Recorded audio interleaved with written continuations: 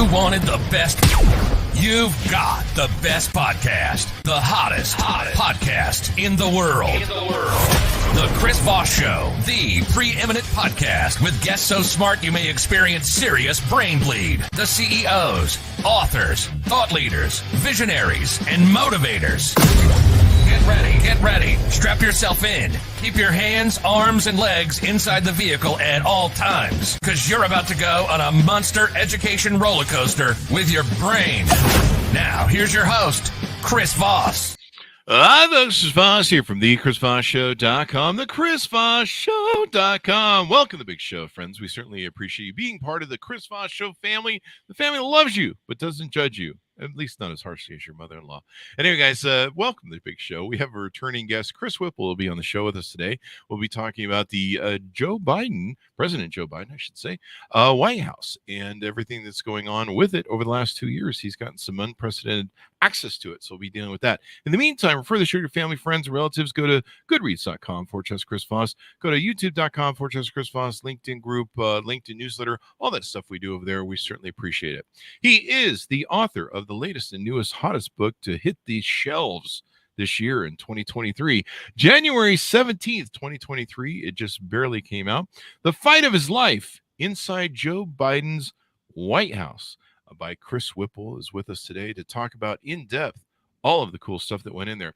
Chris Whipple is an author, documentary filmmaker, and speaker. He has been called an indispensable observer of American power. A former producer for 60 Minutes CBS News, he is the author of the upcoming highly anticipated book that we just mentioned before. He is the author of the critically acclaimed New York Times bestseller, The Gatekeepers, How the White House Chiefs of Staff Define Every Presidency and the Spy Masters he was on our show for, How the CIA Directors Shape History and the Future. Peter Baker, Chief White House Correspondent of the New York Times, calls him a premier journalist and historian of the White House as well as the intelligence community. Welcome to the show, Chris. How are you? I'm great. How are you? I am awesome. That is quite the amazing resume you've got there. Give us your .coms or wherever you want people to find you on those interwebs in the sky. So chriswhipple.net. That's chriswhipple.net is the place to go if you want to find a link to buy the book. By the way, no longer upcoming, actually out. It's been out since January 17th. There you go. At chriswhipple.net, you can find that. You can find reviews, you can find an excerpt, and as well as most of my television appearances. I got to update it, but you'll find a lot of stuff there. There you go. So what motivated you want to write this book? Well, how could I not want to tell the story of this presidency? Sure. When you consider that Joe Biden came into office facing the most daunting array of challenges since FDR's day, with a once-in-a-century pandemic, a crippled economy, the aftermath of a bloody attempted insurrection, rather. Mm-hmm. How could anybody with a political or storytelling bone in his body not want to tell that story, especially if you could get access to his inner circle, which fortunately I was able to do. And I see it as a political thriller in 3 acts. I mean, the first act is this unbelievable transition that came much closer to not happening than anybody realizes. And I have untold stories about that. Wow. The second act is the first year of the Biden presidency, which was really dominated by the botched withdrawal from Afghanistan and the slide in Biden's approval rating. And then the third year, when Vladimir Putin invaded Ukraine and Biden rose to meet that moment and rallied NATO to face down Putin. Then it was followed by a lot of legislative successes. And then, of course, the midterms when he and the Democrats defied the odds. So, look, I think it's a political thriller with no ending yet. That's true. And it sounds like you got enough content to pack into the book. What sort of access did you get to be able to delve into all this? So I spent 2 years talking to almost every member of Joe Biden's inner circle.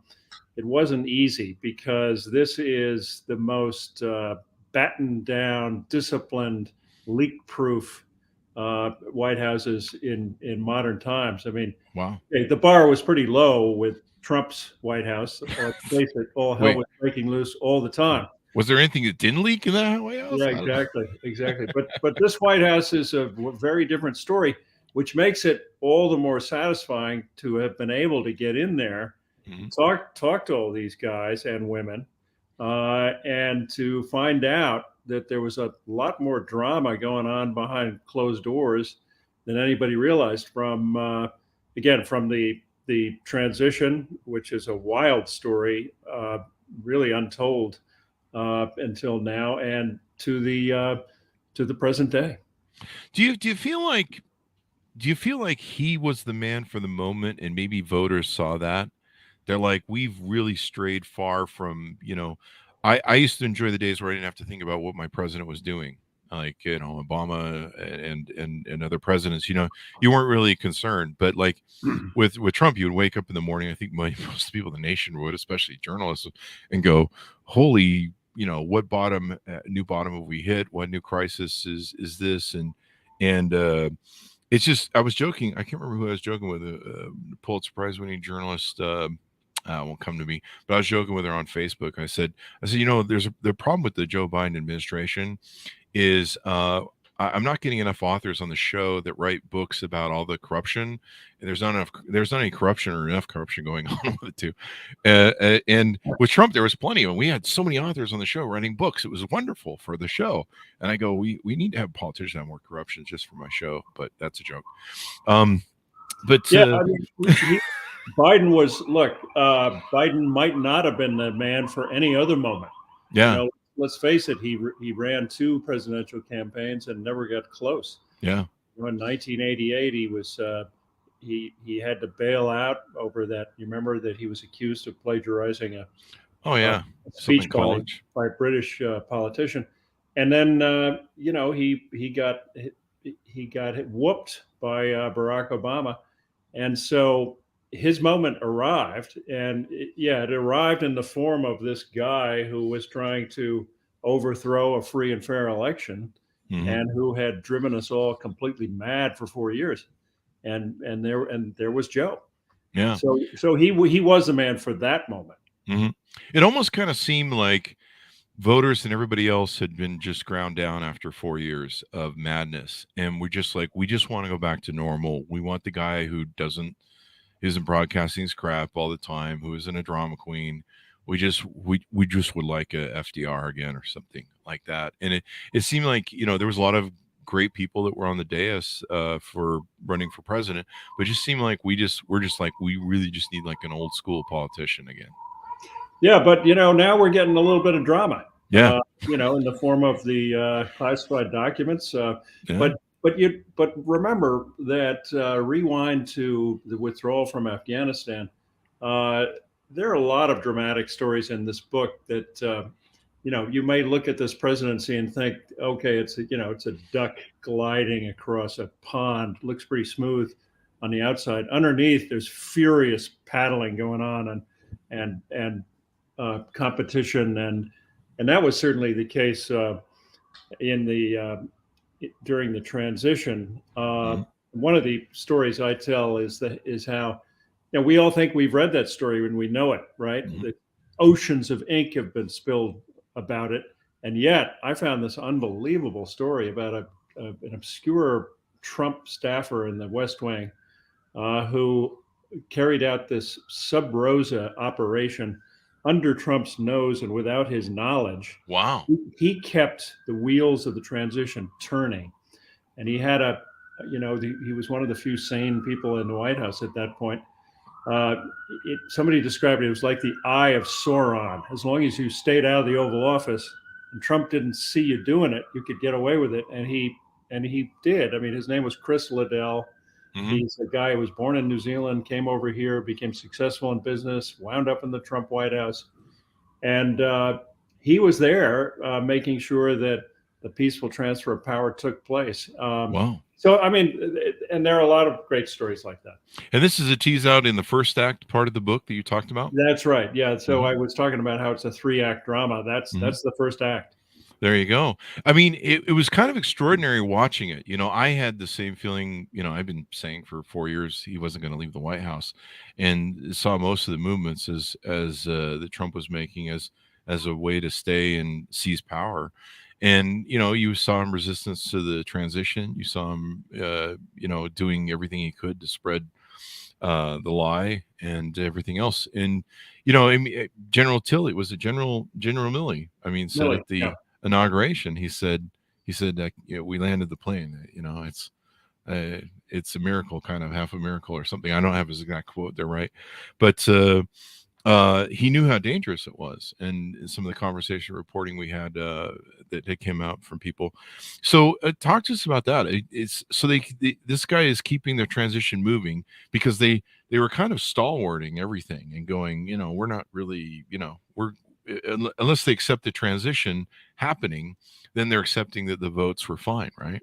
Yeah. Well, remember, so if you think back to this period, this was that time when there was this Star Wars bar cast of characters in the Oval Office advising Trump, from Rudy Giuliani to Sidney Powell, right? I love that analogy.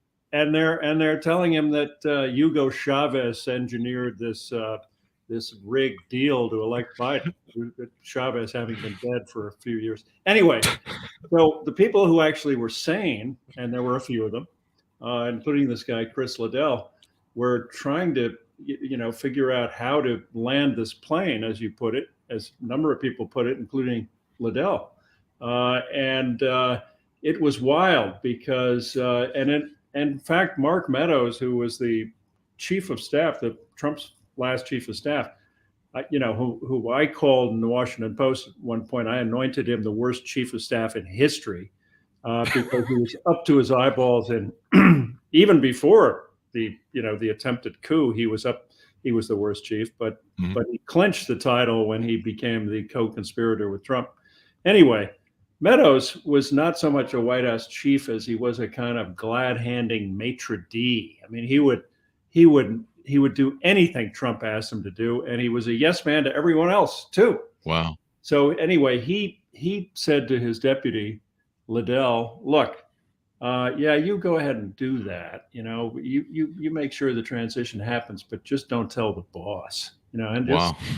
So it was just complete madness. It was just a wild thing going on, and Liddell almost quit a number of times when Trump did something outrageous. And his friends, including Josh Bolton, who was a former George W. chief of staff and a guy who just wanted to see the plane land, this group would get on the phone with Liddell and talk him off the ledge and say, hey, Jesus, wow. no, listen, you can't resign because, democracy has to survive here. We got to have a transition. And Liddell stayed. Anyway, it's a great story.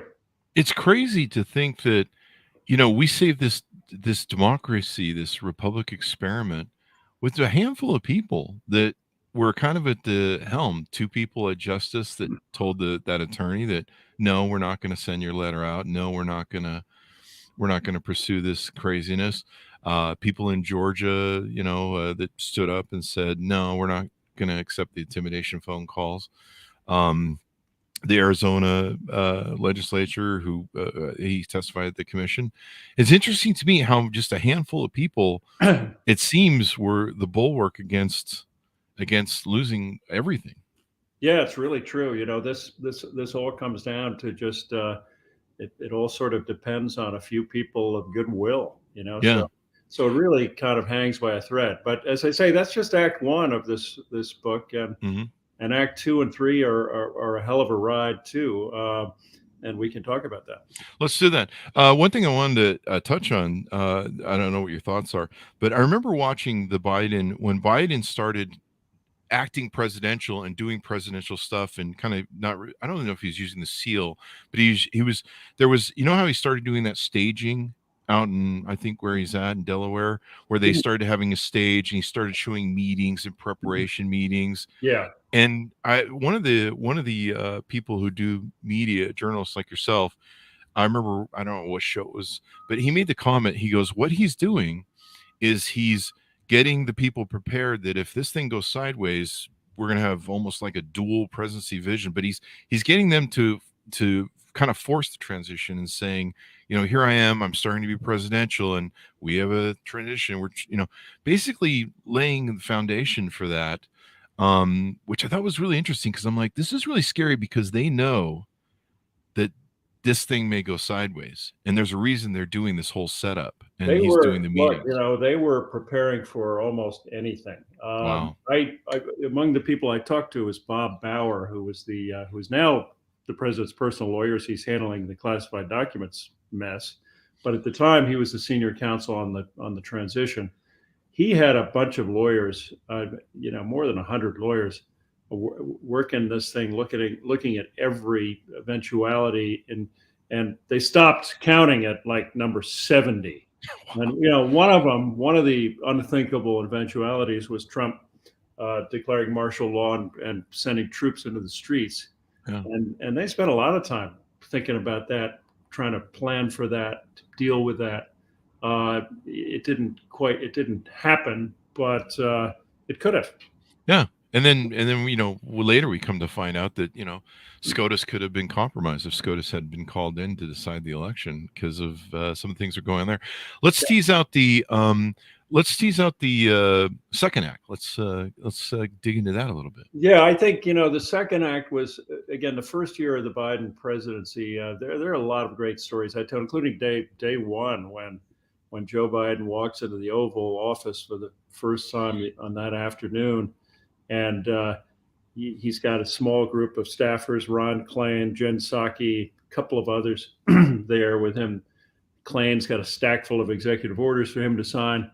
And one of them says, but Mr. President, first, there's a letter. And Biden goes, oh. And he walks around, he opens the desk drawer, and he pulls out a letter from Donald Trump. And it's 2 full pages. In a small handwriting, and he sits there and he reads it while they look at him. Nobody else had read it. They hadn't even touched it. They saw it in the Resolute desk.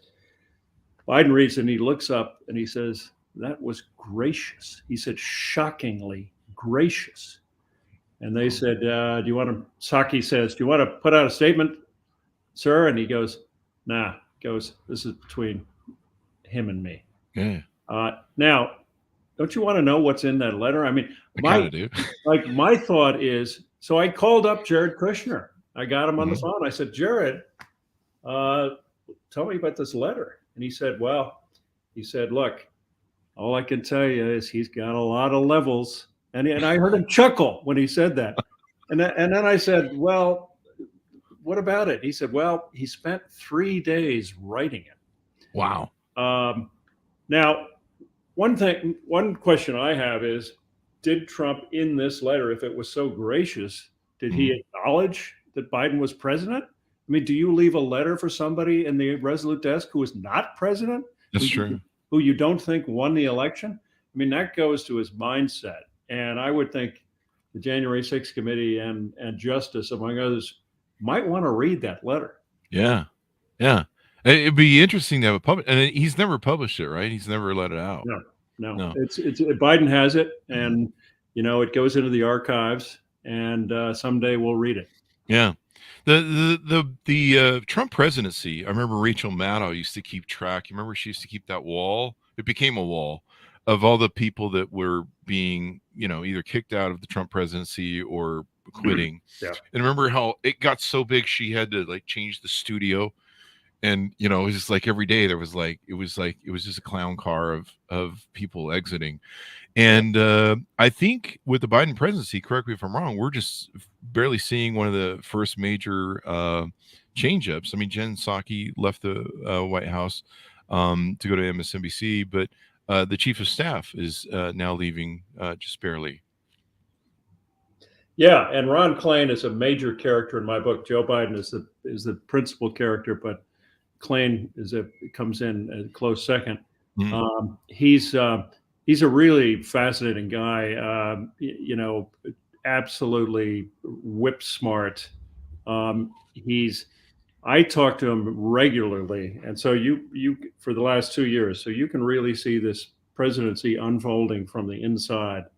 Not from Klain's point of view. The book's my point of view, and I'm clear-eyed and no holds barred on failures as well as successes. But I had this ringside seat with Ron Klain, and one of the more dramatic moments was late October 2021 when I went to see him at the White House. Biden was in Europe. It was one of the really low points of his presidency. He'd gone, he was trying to pass Build Back Better and bipartisan infrastructure, and there was all this ugly sausage making going on, and nothing was passing. Biden went off to Europe empty-handed. He went to Glasgow to the climate summit without anything to show for, his first 6 months or more. Mm-hmm.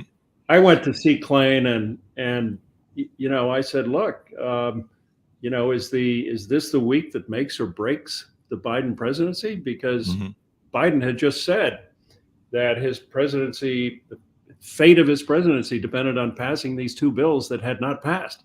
And Klain at that point was bone tired. He was frustrated, and he was thinking about quitting. Wow.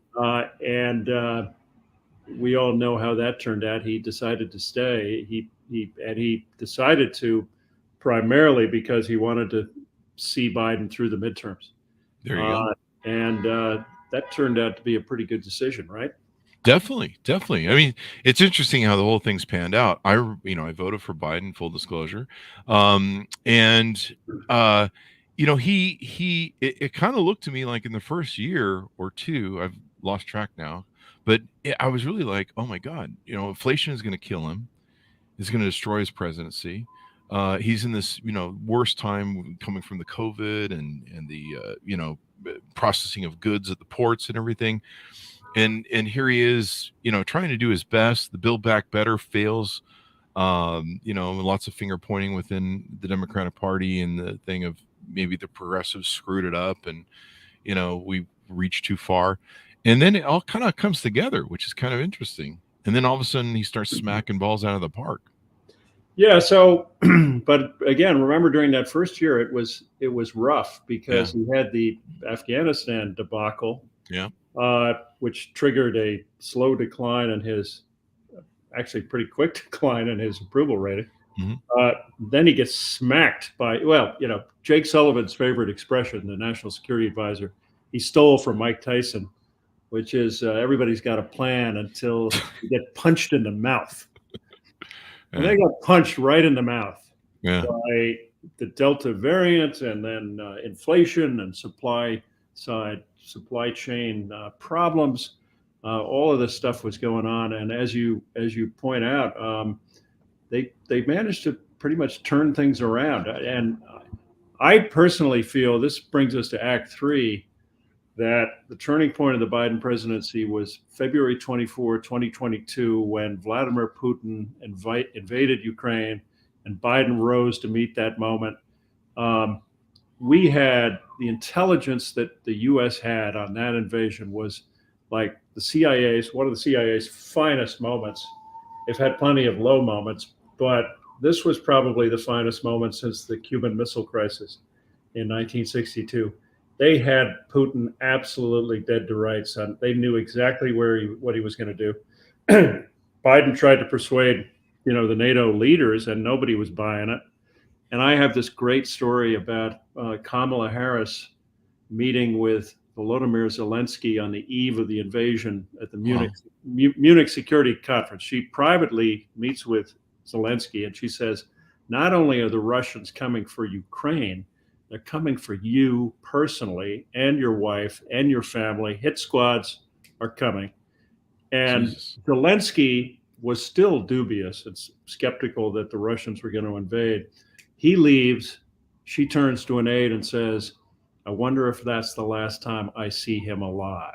Chilling. That is chilling. Wow. So much to have in this presidency. Let me see if we can squeeze a few more things in. You talk in the book about what he thinks about Kamala Harris and their relationship.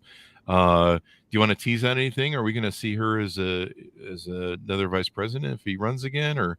Well, it's yeah. I mean, one of the things my favorite. I don't think this book is necessarily just for political junkies. I think that it's a really human story as well. And my favorite moments in the book are the kind of private, unguarded moments with Biden, where you find out what he really thinks of Kamala Harris, his fraught relationship with the Secret Service detail, what he really thinks about the press and about the Ivy Leaguers in his White House who kind of look down on him. And anyway, the Kamala relationship is fascinating and complicated because, as I just suggested, he gave her some very important national security assignments. He really had a good rapport with her. Early on, they were in meetings together all the time, partly because of COVID, partly because Biden wanted her there. I say COVID because they weren't traveling at that point. Anyway, things got more complicated. And maybe I'll leave it there and not do a spoiler. You got to read the book. You got to order it up. Find out. I'm digging now. I'm going to order the book. No, it's interesting. I've heard some rumblings from that camp. You probably heard more as a journalist than I have, but there was some reporting that she's had staffing problems, issues with her staff, and some conflict there. And so it's kind of been one of those things where you're like, I wonder where this goes. And of course, the Biden presidency, we really need to return to normal. To me, that's what it speaks to in his election, and also in the midterms here, where people are just like, we're enough of the circus crap. We just want stuff to go back to normal. Go run the damn country. Leave us the fuck alone. Let us watch our TV. It's that network thing. Let me just watch TV with my radial tires and just stay out of the thing. And we also need a politician who return the order, return some semblance of the message of democracy in order to the world, that the world could go, okay, cool, America's back. That sort of thing. Yeah, I agree with that, but I also think that Biden was and is trying to do two things that are contradictory. On the one hand, he wants to unify the country, and on the other hand, he has to call out MAGA and the lasting power of Trumpism. And the one thing that surprised him more than anything else in his presidency was the staying power of MAGA. He thought it would be in the rear view mirror by now. Wow. He thought, hey, I won by 7 million votes. It's a mandate for the normalcy you were just talking about. But it wasn't going away. And so for a long time, he just talked about, when he referred to Trump, he would say the former guy. Remember that? Yeah. Yeah, the former guy. By the way, I have some great stories about him taking a friend around the White House residence and pointing out some of the stuff that Trump left behind, Nice. And saying, "Can you believe this blanking? You know what?" Anyway, so Biden, after a while, felt compelled to call out Trumpism. He gave a hell of a speech on the anniversary of January 6th. I don't know if you remember. People remember. Yeah. That. It's a hell of a speech. He said, "I'm going to stand in this breach. This is not going to happen again." And so of course, the key to success in the midterms, when all of those crazy Republicans ran, many of them endorsed by Trump, and the Democrats defied the odds, the key was talking not about inflation that all the pundits said he should be talking about, which is obviously a really serious problem he's got to deal with. But the key to the midterms was to talk about women's reproductive rights, because they were pissed off at the Supreme Court, and about Trumpism. So he did, and he had pretty good results. Yeah, it was really interesting to me. In fact, I was watching the approaching midterms, and I was thinking, my God, we're going to lose this wholesale. And then the leak happened with SCOTUS about the abortion Roe versus Wade being turned over. And I said to his friends I was talking to at the time, I said, you know what? I almost think like we're just going to get killed in midterms as Democrats if maybe that's what needs to happen. They need to overturn Roe versus Wade, and that'll get everyone fired because no one wanted to vote. Like people are just totally like we just burn out on politics. We don't care anymore. And then it happened, and it's almost like I don't know. It's almost like one of those fateful stroke of whatever things. You have to wonder what the midterms would have been, and the next 2 years of his presidency would have been without the SCOTUS overturning it. Yeah, Joe Biden likes to say that he's a great believer in fate.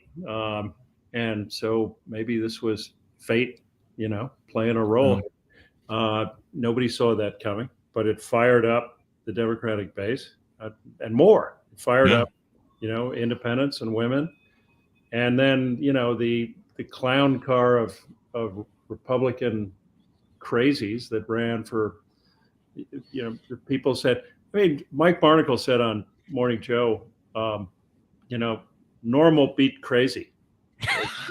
That's what I like that analogy. That's what happened. Normal beat crazy. Yeah, and I think we all wanted that. I think even many Republicans that crossed over, they're like, we just really would like to get back to normal. So you document all these things in the book. You talk about Afghanistan. You get Afghanistan. That was quite the kerfuffle.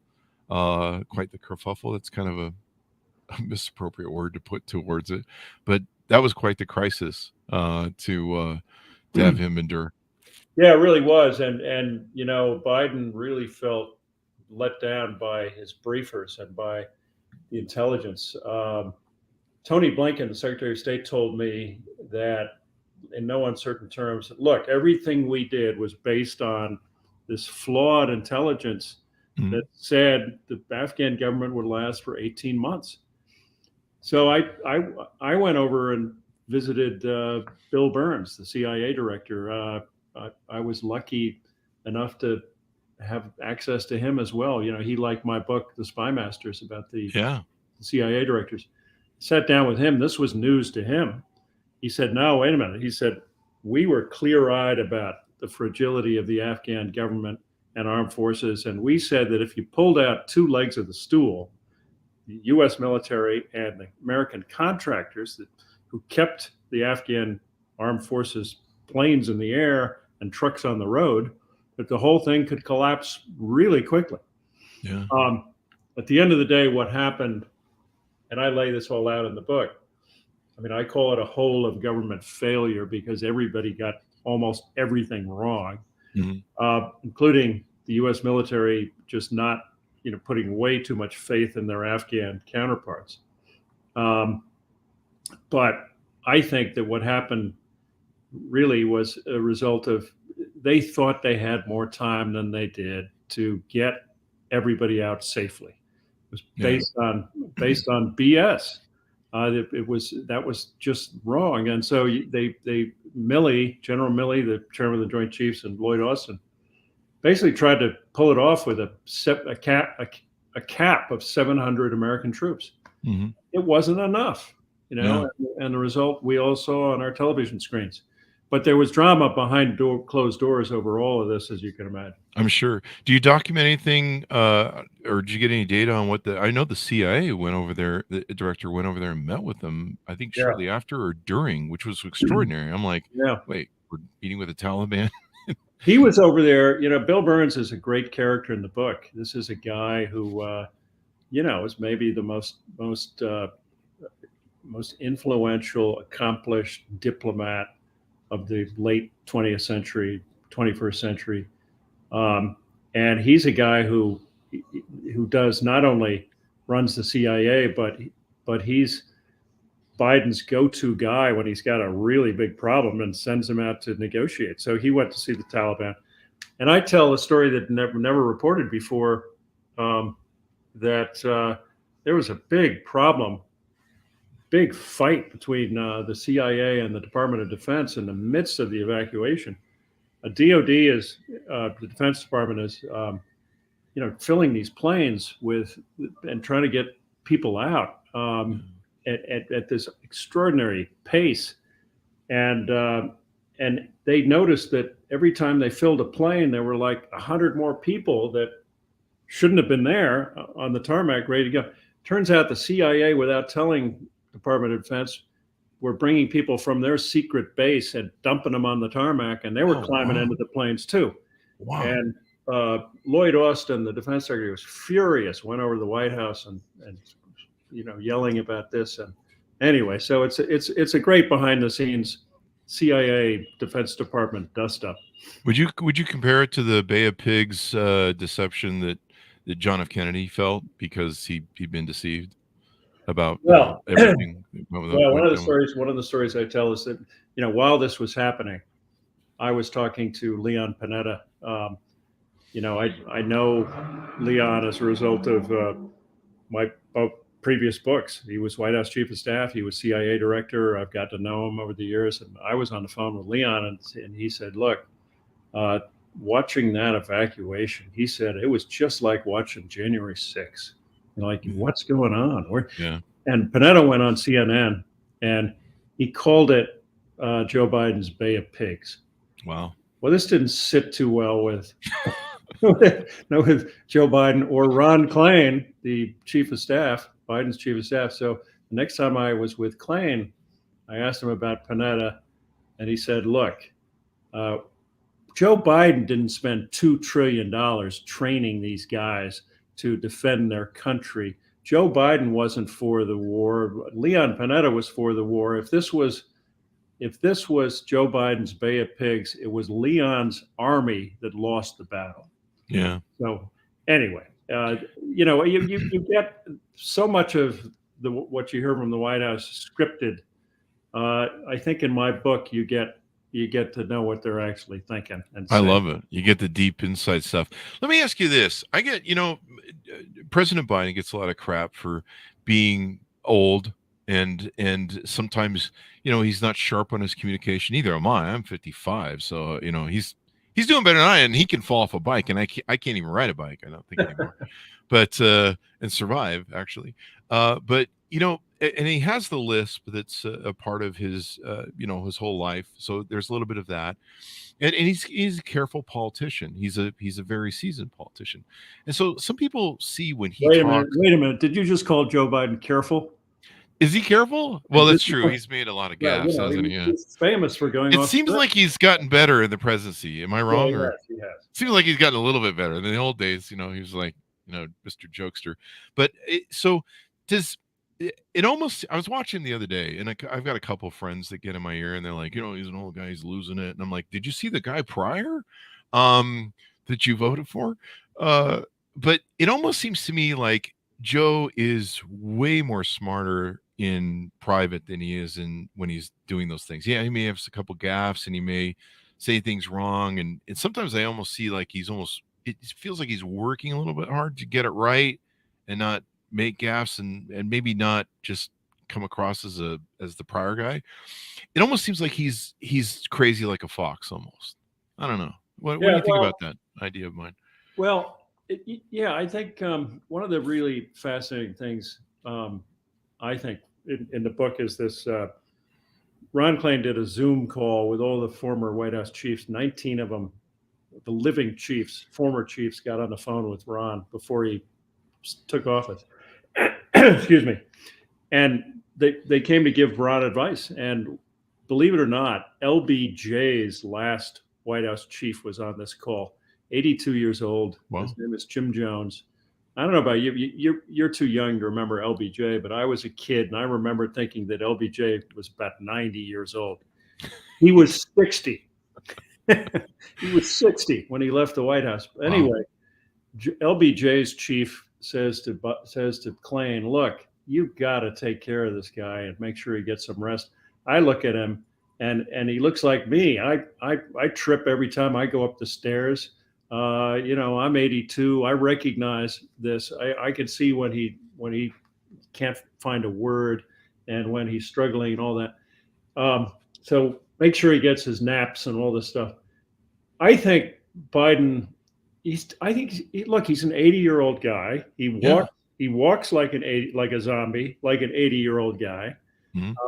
But by all accounts, he's fine mentally. He's sharp, and he's got plenty of energy. Bruce Reed, his deputy chief of staff, told me a story about how they were in Europe and they'd gone through 4 summits back to back to back to back, exhausted. They dragged themselves on Air Force One, slumped into their seats, and try to go to sleep. Everybody was wiped out except the boss. The boss comes into the senior aide's cabin, and he sits down and he starts telling stories. And 6 hours later, as they land in D.C., he's still telling stories, and they're prying their eyelids open, trying to be polite. But he had plenty. He had energy to spare. So, yeah, I mean, people give off the presence that when he's not in front of cameras, he's sitting in a back room of the White House and they're feeding him pudding or something. He's drilling down the side of his mouth. I mean, this is some of the Republican stuff that I get from my Republican friends. But I was watching a couple weeks ago, and I'm like, this guy's way smarter behind the scenes. Like, this guy's he's a seasoned politician, and he's sharp as a tack, I'm sure, behind the scenes. And I started going, he really is crazy like a fox. You see times where, what was the time where he said something really rude, or he swore about, I think it was Trump or something. He called somebody, or it was the reporter from Fox News, and he goes, what a stupid, under his breath, and it's on a hot mic, and he knew it. Like, people were like, oh, he's doing dumb gaffes. I'm like, I don't know. I think he knew that dart. I think he threw that dart on purpose. Yeah. How about his line in Warsaw when he gave that speech about Putin, and he said, for God's sake, this man cannot remain in power. Right. Yeah. That was ad-libbed. That was not in the speech. Yeah. I was talking to Ron Klain 15 minutes after that speech, and he goes, Chris, the president ad-libbed it. Yeah. It was totally. Yeah, but he knew what he was doing. And that line is, the White House ran around with its hair on fire trying to say, well, no, that's not what he meant. That's exactly what he meant. And he came out and said it too. No, I meant it. Yeah. And it's gonna go down with, with Ronald Reagan's Mr. Gorbachev, tear down this wall. It was a moment of authenticity by Biden, but he planned it and he delivered it. I've got a hard out for you here in about 2.5 minutes. Just really quickly, what do you think of the next 2 years are going to be like? Is it going to be a circus show, or is it going to be, I don't know, what's your thoughts? It's going to be, a really wild ride, I think. I don't think Donald Trump he's weakened, but he's still there. And I think anybody who thinks that he is a fading guy who's going to shuffle off into the twilight is kidding themselves. This is a guy who will do anything if DeSantis tries to go for the nomination, I think Trump will do whatever he has to take him down. Biden and his team are planning to run against Trump. They think democracy is still on the ballot in 2024. Anything could happen to Biden at his age. You've got the documents thing out there. You've got and just a lot of big challenges, including avoiding a recession and keeping NATO unified. It's going to be a wild fourth act, and I'll be out there talking about it and trying to sell a few books. There you go. And you'll probably have a next book going with the classified documents and all the stuff that's not coming out. Sure. So that's going to be interesting how that all comes together. Well, Chris, it's been always wonderful to have you on the show. You bring such wonderful insight into politics and everything you have access to. Give us your .com so people can find you on the interwebs, please. So the place to find it is at chriswhipple.net. Again, that's chriswhipple.net. You can find a lot of information about the book, a couple of early reviews. That we've had even better reviews since.